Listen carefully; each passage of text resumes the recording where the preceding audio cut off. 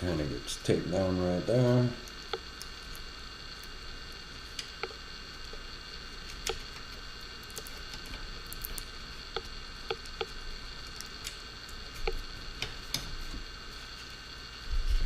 Just like that.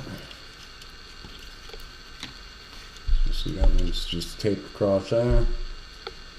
Then I take all these antenna wires, all 4 of these, and I just pull them out to the side here.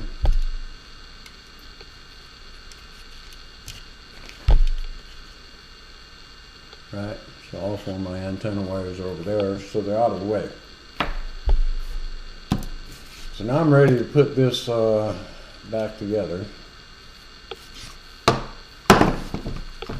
So what I want to do is I want to bring my antenna wires right through here, right through here, and right through here.